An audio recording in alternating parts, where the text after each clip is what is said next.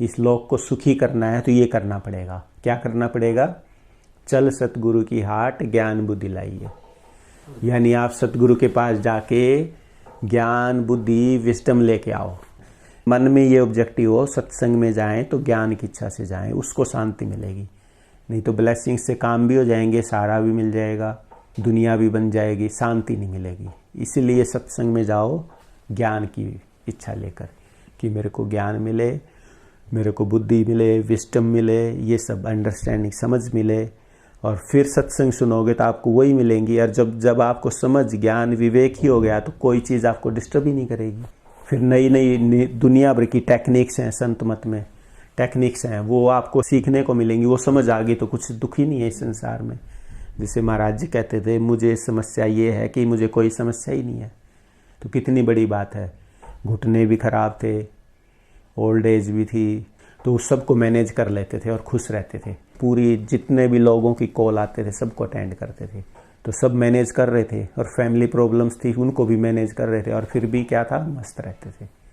यानी इन सब चीज़ों के होते हुए भी वो योग में रहते थे। कैसे रहते थे? उनको जीना आ गया, आर्ट ऑफ लिविंग आ गई। इस दुनिया में रहते हुए उन्हें खुश रहना आ गया। तभी हमारी सूरत ऊपर उठेगी, तभी सुन में या जहाँ भी ये ध्यान लगते हैं, यहाँ से पहले स्थान से लेके यहाँ तक, वो तभी लगेंगे जब हमारी अटेंशन फोकस होगी और माइंड में कोई टेंशन नहीं होगी, समस्या नहीं होगी। तो मन इकट्ठा होएगा और किसी भी पॉइंट पे इकट्ठा हो जाए, वहाँ स्पिरिट वहाँ प्रोग्रेस कर जाएगी। अब मैं आप सुबह से आए हुए, सुबह से मेरी स्पिरिट यहाँ घूम रही है। तो कोई बैठ के आपने नोट किया मैंने कोई योग किया? कुछ नहीं किया। ना कोई जपा, ना जपा जाप किया, ना कोई मंत्र फूका, ना कुछ नहीं। चलते फिरते, क्योंकि इच्छा है गहरी कि आगे जाना है और मन साफ है, किसी के प्रति ईर्ष्या द्वेष नफरत नहीं है। तो वो स्पिरिट अपने आप ही यहाँ ऑन द जो ये हाईवे है यहाँ आके कहीं ना कहीं कंसंट्रेट होती है। तो धीरे धीरे वो प्रोग्रेस कर जाएगी कभी ना कभी। तो दिल साफ करना है पहले, यानी मन वचन कर्म से पवित्र होना है। तो वो कहाँ से सीखने को मिलेगा? किसी गुरु ज्ञानी से ही। तो ये इच्छा लेके जाओ कि मेरे घर में शांति हो, मन में शांति हो, मुझे समझ आ जाए, सत्संग ज्ञान समझ आ जाए और मेरी प्रोग्रेस हो। तो वो ऐसा हो जाएगा। आपके विचार में शक्ति है। कैसे शक्ति है वो मैंने आपको समझा दिया कि हम बार बार विचार कर करके सूक्ष्म रूप से क्रिएट करते हैं कर्मों को, फिर उसी को एक्शन में कन्वर्ट कर देते हैं, स्थूल रूप में कर देते हैं। अब ये तो हो गया कि कर्म कैसे बनाए और उससे कैसे सुखी दुखी हुए हम। अब एक पॉइंट और ले लेता हूँ इसी में साथ में। अब आपको मन का रूप समझना है। ये तो पता चल गया कर्म कैसे बन रहे हैं, कैसे वो दुख और सुख क्रिएट कर रहे हैं, हमने क्या करना है, एडजस्ट करना है घर में। और फिर भी ना माने तो उसमें ये समझ लो कि ज्ञान से कि भाई ये भोगना ही हमने। तो फिर अब इससे ऊपर जाना है। अब आप कहो मुझे तो नहीं, इस मन को ही छोड़ना है, इस मन से बियॉन्ड माइंड जाके सुन महासुन में आनंद लेना है, या ये जो सुख दुख हो रहे हैं इनसे निकलना है, या जो प्रारब्ध कर्म की वजह से दुख हो रहा है मुझे बिकॉज ऑफ बैड लक और बैड डेस्टिनी, उससे बचना है। वो होते हुए भी मुझे सुखी रहना है। तो क्या करें? अब जैसे पिछले जन्मों में क्या करके आए हमें तो नहीं पता। तो अब वो ज्ञान लिया जाएगा कि आप मन का रूप समझ के मन को ही छोड़ दो। कैसे? अब आपको पता चल गया 3 तरह के कर्म हैं, संचित कर्म, प्रारब्ध कर्म और क्रियमान कर्म। तो संचित कर्म जो स्टोर है संचित कर्मों का, उसमें से कुछ कर्म लेके हम ये जीवन जीने आगे, प्रारब्ध कर्म कहते हैं उनको। तो वो जो प्रारब्ध कर्म लेके आए वो तो भोगने पड़ेंगे। अब वो प्रारब्ध भोगते हुए हम नए कर्म करते रहते हैं, यानी नए सजेशन इंप्रेशन लेते रहते हैं और फिर बार बार सोचते हैं, वो कर्म बन जाता है। अब पिछला तो भोग रहे हैं, सुख और दुख आता रहता है जीवन में, लाभ और हानि आती रहती है और नए बनाते रहते हैं। जैसे पिछले जन्म से आप सोच के आए होगे कुछ, मुझे ये बनना है, डॉक्टर बनना है, तो आप डॉक्टर बन गए। या इस जन्म में सोचा होगा कि डॉक्टर बनना है तो डॉक्टर बन गए। अब आप कुछ और सोच रहे हो कि मुझे ये बनना है, तो पिछला जो कर्म लेके आए थे डॉक्टर बनने का वो तो भोग रहे हो। अब नया कर्म और क्रिएट कर रहे हो कि मुझे ये बनना है। तो अगर वो कर्म अच्छा है तो अच्छे बन जाओगे और बुरा है तो बुरे बन जाओगे। तो अब गुरु कहता है कि भाई आप चाहते हो कि मैं तो इस चक्कर से निकलूं, कर्मों के चक्कर से, तो गुरु कहता है भाई ज्ञान लो आप कि इसका आगे नए कर्म बनाओ ही ना। जो पीछे हैं प्रारब्ध कर्म वो तो किसी ना किसी दिन खत्म हो जाएंगे और नए कर्म अब बनाओ ही मत। यानी कर्म करे निकर्म रहे, ऐसी युक्ति सिखाए भाई कोई सतगुरु संत काहे। कबीर जी कहते हैं कि वो सतगुरु संत कहता है जो आपको कर्म करते हुए निकर्म रहना सिखा दे। यानी आप कर्म कर रहे हो और फिर कोई कर्म नहीं बन रहा। क्या ऐसी भी लाइफ है? हाँ, ऐसी लाइफ है। आप कर्म करो और कोई इंटरेस्ट ही नहीं है आपका। तो अब मैं सत्संग दे रहा हूँ, तो अगर ये मेरा इंटरेस्ट है बहुत सारे चेले हो जाएं, तो यानी मेरा उसमें इच्छा है मेरी, तो चेले बढ़ जाएंगे। अगर मैं सोचूं बहुत सारी सेवा आ जाए तो सेवा आने लगेगी। और मैं ये सोचूं कि नहीं, मेरे को तो गुरु आ गया है, बस मेरे भाई बहनों की सेवा करनी है, जो ज्ञान से मुझे सुख शांति मिली वो देना, मुझे ना तो नेम फेम चाहिए, ना मुझे बुक्स छापनी है, ना मुझे सेवा चाहिए, कोई दे तो ठीक है। तो वो अगर निस्वार्थ कर्म करूंगा तो कोई नया कर्म नहीं बनेगा। नहीं तो अगर मैं ये सोचूंगा बहुत सारे चेले हैं तो नया कर्म बनाता जा रहा हूँ ना साथ में, तो बहुत सारे चेले बढ़ते चले जाएंगे, धीरे धीरे लाखों चेले हो जाएंगे। तो आपको कर्म करना है, यानी महाराज जी की आज्ञा है कि ये ज्ञान देना है, तो कर्म तो करना पड़ेगा। तो वो कर्म करना है, लेकिन मेरी कोई उसमें इच्छा नहीं है। यानी सामने वाले के आगे जो बैठा है उसके भले के लिए ये काम कर रहा हूँ, तो मेरा तो कोई कर्म नहीं बन रहा ना। तो ऐसे अब आप डॉक्टर हो, आप जैसे हॉस्पिटल में गए, पेशेंट को देखा, डायग्नोस किया, अब उसके भले के लिए आपने मेडिसिन लिख दी। अब उसने ठीक होना है वो ठीक हो जाएगा, नहीं ठीक होना है तो नहीं ठीक होगा। आपका तो उसमें कोई वो इंटरेस्ट नहीं है ना। कि अगर आप ये चाहोगे इसको, जैसे प्राइवेट हॉस्पिटल में कई डॉक्टर करते हैं कि इसको ठगना है, पैसे लेने हैं, बार बार चक्कर कटाएगा, तो वो जो पैसा आएगा वो उसको कभी नहीं फलेगा, सुख नहीं देगा मतलब उसको। अगर पेशेंट के लिए डॉक्टर की ये भावना है कि ये ठीक हो जाए और फिर फीस दे के जाता है, तो वो उसको बरकत देगी, सुख शांति देगी, प्रोग्रेस देगी। और उसको ये है डॉक्टर को कि इससे अच्छा पैसे वाला है, इसको 2 बार बुलाने की बजाय 6 बार बुलाता हूँ। अगर इसी इंटेंट के साथ वो उसको ट्रीट करेगा तो वो पैसा फलेगा नहीं। तो हम कर्म करते रहते हैं अच्छे और बुरे। तो संत क्या कहते हैं कि अगर आपको इस आवागमन से बचना है तो नए कर्म ही मत बनाओ। तो कैसे नहीं बनाएंगे? और फिर पीछे जो बनाए हैं वो आके इफेक्ट करते रहते हैं हमारे ब्रेन को, तो उनसे कैसे बचें? इसको कहते हैं ज्ञान की अग्नि में कर्मों को जलाकर शुभ और अशुभ दोनों को भस्म कर दो, तो फिर आप आगे जाओगे। तो वो टेक्निक क्या है? अब आप जानना चाह रहे थे ना कि आगे का कुछ सिखाओ, तो ये दुनिया का तो बता दिया, अब आगे का बता रहा हूँ मैं आपको। आज के सत्संग में यही लेंगे, फिर खत्म। अब कर्म को कैसे काटता है गुरु, वो समझो आप। मान लिया जैसे आपने सोचा हुआ था पहले, गुरु के मिलने से पहले, कि मेरे को अब पूरे वर्ल्ड का टूर करना है और सारे देश घूमने हैं, सब देखने हैं, जंगल, पहाड़, नदियाँ, और दिमाग में आपने ये खूब गहरा बैठा रखा है। और फिर आप आ गए गुरु की शरण में। अब गुरु ने समझा दिया कि कहाँ भटकते फिरते हो, ये ज्ञान लो, अपने दुनिया के काम करो और फिर आगे ये ज्ञान लो और आगे बढ़ो। तो ऐसा आप सोचोगे, अरे वाह, सही में क्या पर्पज़ है वर्ल्ड घूमने, वर्ल्ड टूर पे जाने का क्या पर्पज़ है, क्या करना मैंने, कोई हिस्ट्री थोड़े लिखनी है या कोई कुछ मैंने बुक्स थोड़े लिखनी है, किस लिए घूमना है? अगर ये बात आपको समझ में आए तो आपका पैसा भी बचेगा, टाइम बचेगा, और वो कर्म कट गया ना। या जैसे सोच रखा है कि कभी उसको लिकर को ट्राई करेंगे, क्या है टेस्ट, क्या है उसका, क्या कैसे वो नशा करती है, क्या करता है, ये मान लिया कर्म सोच रखा है, बुरा कर्म है ना, दिमाग में बैठा हुआ है। अब गुरु मिलेगा, आपको बताएगा भाई अरे ये तो बहुत बुरी चीज़ है, मांस खाना, शराब पीना, दूसरों की बेइज्जती करना, दूसरों को नीचा दिखाना। और आपको ये बात सत्संग में समझ में आ गई तो वो कर्म करोगे ही नहीं। सोच वहीं समझ आ जाएगा कि ये ठीक नहीं था, मैंने ठीक नहीं सोचा, और आप वो कर्म उसको काट दोगे। तो ऐसे पिछले कर्मों से बचने का तरीका भी गुरु बताएगा। लेकिन कुछ कर्म ऐसे हैं कि आप चाहते हुए भी उनको नहीं काट पाते, फिर भी हमारे सामने वो आ जाते हैं। जैसे आप चाहते हो कि गुस्सा ना करूं और फिर भी गुस्सा हो जाता है, तो वो हमारी फिजिकल वीकनेस हो सकती है, वो हमारी मेंटल वीकनेस हो सकती है, या वो हमारे प्रारब्ध कर्म ही ऐसे हैं कि हम चाहते हैं कि इसके साथ अच्छा बिहेव करें, फिर अच्छा बिहेव नहीं कर पाते। फॉर एग्जाम्पल, तो बाबा फ़कीर की एक बेटी थी, वो ना चाहते हुए अपनी माँ से झगड़ा कर लेती थी। तो वो माताजी ने बाबा जी को शिकायत करी कि ये मेरे से उल्टा बोलती है और ज़बान लड़ाती है और ऐसा ऐसा। तो फिर बाबा फ़कीर ने उसको बुलाया कि तुम ऐसे करती हो? बोली हाँ पिताजी, मैं तो नहीं चाहती, लेकिन मैं क्या करूँ, मम्मी के साथ ऐसा हो जाता है। तो फिर उन्होंने बताया इसका कारण क्या है, ये कि ये जब गर्भ में थी तो अनचाही संतान थी और ये माता ये चाह रही थी कि इसको हम संतान को गिरा दें। तो ये ऐसा बच्चा उस माँ के लिए कैसे अच्छा सोचेगा। तो ऐसे हमारी किसी काम के पीछे इंटेंशंस होती हैं वो काम करती हैं, समझ गए।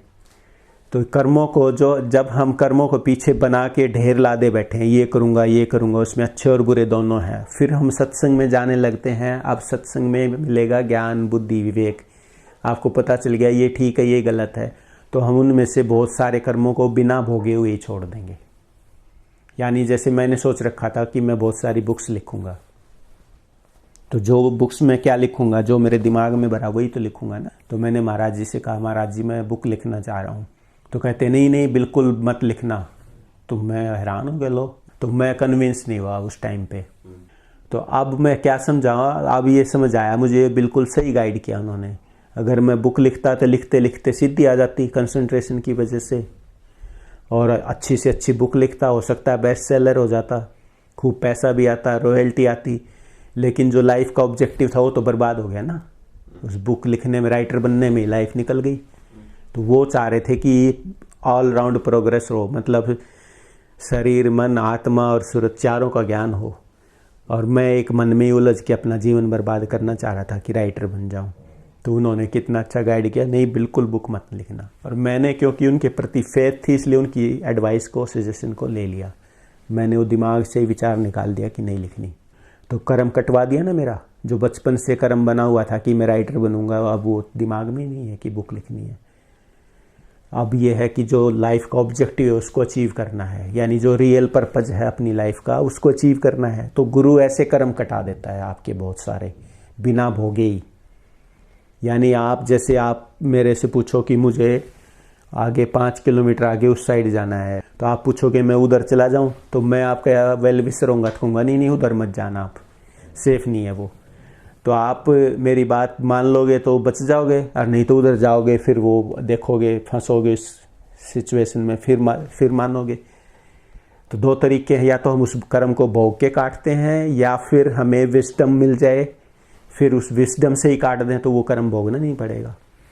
तो अब आप समझ गए, शुभ और अशुभ कर्मों को ज्ञान की अग्नि में, ज्ञान कहाँ से मिला, गुरु से। तो गुरु से ज्ञान बुद्धि विवेक लेके हम अपने जो कर्म बना के बैठे हैं उनको काट सकते हैं कि ये करूँगा, भरा पड़ा दिमाग। जो भटकन छुड़ानी है, जो अशांति से बचाना है, जो हम दुखी होते रहते हैं उससे बचाना है, वो गुरु ही ज्ञान से बचा सकता है। तो जितने हम कर्मों का जाल बना के बैठे थे, जो हमने भोगने थे, उन सब से देखो बचा लिया ना गुरु ने। तो अब आपको ये समझ आ गया कि गुरु कैसे ज्ञान बुद्धि विवेक देके हमें जो हम कर्मों का जाल बना के बैठे हैं उनसे बचाता है। उन कर्मों को भोगना नहीं पड़ता, हमने बिना भोगे ही उनसे हम बच जाते हैं। फिर दूसरा वो गुरुजी ये सिखाएंगे कि नेगेटिव सारे जितनी भी चीज़ें हैं उनको छोड़ो और शिव संकल्प रखो। सुंदर सुंदर अगर कर्म ही बनाने हैं तो जैसे प्रोग्रेस के बना कि बच्चे अच्छे सक्सेसफुल हो जाएं, हमारी लाइफ अच्छी हो, हमारी लाइफ लॉन्ग हो, हैप्पी हो, धन हो, अच्छा घर हो, गाड़ी हो, अच्छी इज्जत हो समाज में, ये सारी चीज़ें सोचो आप, ताकि आपकी ज़िंदगी तो बन जाए अच्छी। स्पिरिचुअल ना भी हो पाओ तो ये दुनिया तो अच्छी बना लो, कम से कम घर में तो शांति हो, आराम से पीसफुली तो रहो एक दूसरे के साथ, मन मुटाव तो ना हो, वो इधर जा रहा है वो उधर जा रहा है, ऐसा तो नहीं हो ना कम से कम। और फिर अब इन कर्मों से ऊपर उठना है तो क्या करना पड़ेगा, जैसे सपने के कर्म का विचार जो सपने में हमने देखा उसका असर शरीर पे पड़ा, ऐसे ही दिन में जो सोचते रहते हैं उसका भी असर हमारे शरीर पे पड़ता है। तो नेगेटिव सोचेंगे तो बुरा ही बुरा असर पड़ेगा, और अच्छा सोचेंगे तो अच्छा असर पड़ेगा। तो हम अपना भला चाहते हैं तो अच्छा सोचना शुरू कर दें, सुमति रखें घर में, एक दूसरे के साथ एडजस्ट करके और अच्छा व्यवहार करें, किसी का दिल ना दुखाएं जानबूझ के, तो हमारी ज़िंदगी अच्छी हो जाएगी, खुशहाल हो जाएगी। तो जो हम बुरे कर्म करेंगे उससे बच नहीं सकते, चाहे संत हैं, परम संत हैं, आम इंसान हैं, या कोई भी प्रोफेशनल हैं। इस वजह से हमें सत्संग में जाना है, इस वजह से किसी को, ज्ञानी को, महात्मा को अपना इष्ट बनाना है, ताकि वो हमें आर्ट ऑफ लिविंग सिखा दे, हमारी ज़िंदगी को आसान, खुशहाल और शांतिपूर्वक करें, जिससे कि ये ज़िंदगी हम खेलते हुए एंजॉय करें, खुश रहें। यानी चीज़ें हमें जल्दी से डिस्टर्ब ना करें। अभी हम रेडिएशन ले लेते हैं, जैसे घर में वाइफ का मूड ऑफ है, अब उसको हम देखेंगे, उसकी रेडिएशन ले लेंगे, हमारा भी मूड ऑफ हो जाएगा। अगर आपको ज्ञान हो जाएगा तो आप समझ लोगे यानी शक्ति खो रखी है, और कौन है उसके लिए दोषी, कौन है? मैं खुद दोषी हूँ कि मैंने इंजॉय किया तो उसने भी इंजॉय किया। अब ज्ञान क्या कहता है कि भाई, ज्ञान तो ये कहता है उसके रिजल्ट सब आपके सामने आ रहे हैं तो उसको फेस करो, लेकिन वो ज्ञान भी नहीं लेना चाह रहे, उस ज्ञान को समझना नहीं चाह रहे, क्योंकि फेथ नहीं है और शुभ कर्म नहीं है। दुख भाग में लिखा है तो दुख भोग रहे हैं। अगर सुख लिखा होता तो गुरु की बात समझ के अपना इलाज कराते। हम भोगते हैं और हमारी वजह से पार्टनर भी वीकनेस में आ गया, फिजिकल और mental both kind of weakness, और चिड़चिड़ा स्वभाव रखा है। और ये पता नहीं क्यों रखा है, क्योंकि ये ज्ञान तो लिया ही नहीं, सत्संग में तो गए ही नहीं। अगर ये ले लें तो समझ में आ जाएगी भी मैंने ही खोई हुई ये शक्ति, इसलिए चिड़चिड़े हो रखे हैं, इसलिए लड़ते रहते हैं, नेगेटिव थिंकर हो गए हैं। और जो जरा जरा सी बात माफ़ कर देनी चाहिए खुशी से, उस पर भी लड़े जा रहे हैं और फिर एक दूसरे को ब्लेम करते हैं। तो जब ये समझ में आ जाए कि भाई, किसी को भी समझ में आ जाए, वाइफ को या हस्बैंड को, कि भाई मैंने ही शक्ति खो रखी है, मेरी वजह से इसकी शक्ति खोई गई थी, इसलिए अब ये चिड़चिड़ी हुई पड़ी है, या इसलिए ये चिड़चिड़ा हुआ पड़ा है, तो वो फिर क्या करेगा, समझ जाएगा तू नहीं बीज बोए, तू ही अब फल खा। तो फिर लड़ेगा नहीं, उस पर नैले पे दैला नहीं मारेगा, शांति से सहलेगा कि भाई तू नहीं किया था, अब भुगत। तो ये फ़ायदा है ज्ञान लेने का कि घर में शांति आ जाएगी, मन में शांति आ जाएगी, एडजस्ट कर लोगे, और जो कर्म भोगे उनका ज्ञान हो जाएगा कि ये कर्म किया था तो इसकी वजह से ये हो रहा है अब। तो फिर क्या करेंगे, अच्छा मैंने किया था तो भोग ले भाई। तो यानी लाइफ को खुशहाल कर देगा गुरु, ज्ञान दे करके, विजडम दे करके, ना कि कोई झाड़ा या फूंक मार करके। तो आप समझ गए, ऐसा आदमी हाय हाय नहीं करेगा जिसको ज्ञान हो जाएगा। इसको कहते हैं ज्ञानी भोगे ज्ञान से, कि भाई मैंने ही अज्ञान में आके स्वाद के लिए शक्ति खोई हुई है, इसलिए ये चिड़चिड़ा हो गया, इसलिए ये चिड़चिड़ी होगी। तो अब क्या करें, आप जितना उसके कंट्रोल कर लें, डाइट ठीक कर लें, रेस्ट काफ़ी करें ताकि एनर्जी फिर से रिगेन करें। और ज़्यादा अब नहीं भोगेंगे तो डाइजेशन इंप्रूव हो जाएगा, धीरे धीरे एनर्जी जो अब बनेगी वो आप सेव कर रहे हो, और कभी गिरावट आ जाए फिर कोशिश करो। तो ऐसे करते करते, प्रैक्टिस करते करते और सत्संग सुनते सुनते एक स्टेज आएगी कि आपका माइंड पीसफुल हो जाएगा, घर में माहौल ठीक हो जाएगा, आपको समझ आ जाएगा कि ये चिड़चिड़ी क्यों हो रही है, गुस्सा क्यों कर रही, क्यों, शक्ति खोई हुई, इसलिए माइंड बेचैन है। तो फिर क्या करोगे, सहन कर लोगे, अच्छा ठीक है, खुश हो गए। जहाँ रोना दुखी होना था वहाँ खुश हो गए, अच्छा गुरुजी ने कहा तो था, अब भुगत ले बेटा जो किया है। तो फिर वो घबराएगा नहीं, दुखी नहीं होगा, अब वो कोशिश करेगा कि इसको ठीक कैसे करें। तो घर में माहौल हो गया ना ठीक अपने आप। तो गुरु से क्या है, समझ, विवेक, ज्ञान मिलेगा, जिससे ये दुनिया बनेगी। ये दुनिया बनने का मतलब क्या है, जो आप चाहते हो वो मिलेगा, और आपकी ज़िंदगी समस्याओं के रहते हुए खुशहाल हो जाएगी। यानी उन समस्याओं को आप मैनेज करोगे, ना कि ब्लेम करोगे किसी को। उनको मैनेज करते हुए समता में ज़िंदगी जियोगे, शरीर की और मन की समता आ जाएगी। तो आज के लिए इतना काफ़ी है, समझ में आ गया पर्पज़ क्या है गुरु के पास जाने का, सत्संग सुनने का। कौन सुनेगा, जिसके शुभ कर्म होंगे, जिसका गुड लक होगा, फेथ होगी, अच्छे संस्कार होंगे, या जिसको सुख भोगना होगा, वही सत्संग में आएगा, क्योंकि उसको बात समझ में आ जाएगी, फिर वो दुखी नहीं होगा। और जिसके शुभ कर्म नहीं होंगे, जिसको दुख भोगना होगा, वो महात्मा घर में बैठा रहे तो भी नहीं सुनेगा, इधर उधर चला जाएगा। ये तो काम कोई, इसमें एंटरटेनमेंट तो है नहीं, कोई मूवी तो है नहीं मज़ा करेंगे एंजॉय करेंगे, इसमें तो झेलना पड़ता है, समझना पड़ता है, दिमाग लगाना पड़ता है। मतलब यथार्थ है ना, कोई इसमें एंटरटेनमेंट नहीं है, ना तो भयानक है ना रोचक है। संत मत तो ये है, सच्चा आपको बताता है, यानी ये प्रॉब्लम है, इसका ये कारण है, ये इलाज है, ये ज्ञान है, ये अज्ञान है, ये विजडम है। ये आपको खुद समझना पड़ेगा। तो अगर आपको ये समझ आ गया तो आपको दुखी नहीं है कोई। तो वो कब होगा, जब आपको सुख मिलना होगा, तो ही तो समझोगे ना, तो ही तो आओगे। और आपके भाग्य में सुख ही नहीं है तो आओगे ही नहीं। आओगे तो सुनोगे नहीं, इंटरेस्ट ही नहीं लोगे, और सुनोगे भी तो समझ नहीं आएगा। तो जिसके भाग्य में सुख लिखा हुआ होता है वही संतों के पास जाएगा, उनकी बात को श्रद्धा विश्वास से सुनेगा, और जो समझ आए उसको इम्प्लीमेंट करो, जो ना समझ आए उसको बाद के लिए छोड़ दो। जैसे 5th क्लास का बच्चा है तो 5th की सब्जेक्ट समझ सकता है, ज़्यादा से ज़्यादा 6th 7th की समझ लेगा, वो ग्रेजुएशन का तो नहीं समझ सकता ना। और धीरे धीरे धीरे वो बातें समझ में आने लग जाएगी, आपकी ज़िंदगी खुशहाल और शांति से भर जाएगी, घर में मस्ती रहेगी, घर में शांति रहेगी और समस्याओं के रहते हुए भी मस्त रहोगे, स्माइलिंग फेस हो जाएगा। तो ये फ़ायदा है सत्संग में आने का। कोई ऐसे चमत्कार वो बात की अलग बातें हैं, वो सब के साथ नहीं होते, वो किसी खास के साथ होते हैं जो बहुत ही भक्त हो, जैसे मीराबाई हैं, बहुत ही भक्त हैं, सिद्धियाँ उसे भरी पड़ी हैं, जो मन में सोचेंगी वही हो जाएगा। उनका विश्वास था कि भाई भगवान का प्रसाद जहर हो ही नहीं सकता, तो पीगी, जहर कैसर को भी ख़त्म कर दिया। तो इतना विश्वास होना चाहिए, जब जाके ये चमत्कार होते हैं, फिर चमत्कार भी हो जाते हैं। जैसे एक लेडी थी जयपुर में, कहाँ पे पता नहीं, उसको यहाँ पे गांठ बनी हुई थी, रिसोली थी गर्दन में, तो डॉक्टर ने कहा ऑपरेशन होगा। तो वो बोली नहीं, ऑपरेशन से तो मुझे डर लगता है, मैं तो महाराज जी आएंगे उनसे आशीर्वाद लूँगी। अब महाराज जी आए तो बोली जी मुझे यहाँ गांठ है और डॉक्टर ने बोला ऑपरेशन करा लो, मैं तो डरती हूँ ऑपरेशन से, आप ही कुछ करो, आप हाथ लगा दो, ऐसे करो, आप हाथ लगा दो तो मैं ठीक हो जाऊँगी। महाराज जी बोले अरे ऐसे कोई ठीक होता है क्या?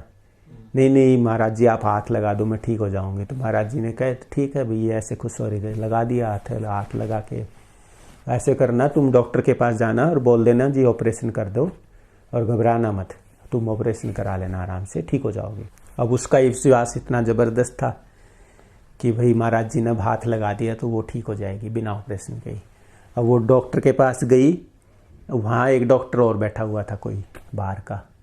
अब वो डॉक्टर बोला जी ये पेशेंट को क्या प्रॉब्लम? बोले जी ये प्रॉब्लम है, गर्दन में गांठ है। तो डॉक्टर ने कहा ये नई मेडिसिन आई हुई है मार्केट में, ये ट्राई कर लो। तो डॉक्टर ने सोचा कि ठीक कह रहे हैं, ट्राई कर लेते हैं। वो मेडिसिन दी उनको और वो गांठ उनकी ठीक हो गई बगैर ऑपरेशन की। तो ये चमत्कार ही हो गया ना कि कहाँ तो ऑपरेशन होने वाला था, कहाँ वो कोइंसिडेंस हुआ, डॉक्टर ने सामने जाना हुआ उस पेशेंट का, दोनों डॉक्टर ने बात की, वो नई मेडिसिन उस पर ट्राई की, ठीक हो गई। तो ऐसा ज़बरदस्त फेथ की बस नहीं 6 महीने 7 महीने वेट किया, महाराज जी आएंगे और वो हाथ लगा देंगे तो ठीक हो जाएगा, और वो हो गई ठीक। तो कोई ना कोई तो वो बना बहाना, लेकिन उसका विश्वास था तो चमत्कार भी हो जाते हैं। लेकिन वो उनके साथ होते हैं जिनका बहुत ही ज़बरदस्त फेथ हो।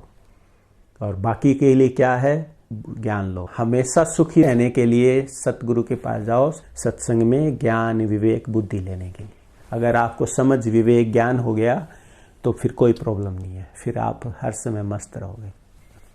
तो आप समझ गए सत्संग का ये फ़ायदा है कि इस ज़िंदगी में सब कुछ काम करते हुए, सब कुछ देखते हुए, अपनी पूरी ड्यूटी करते हुए कैसे हमेशा खुश रहें, ये योग है। तो ये गुरु सिखाएगा आपको।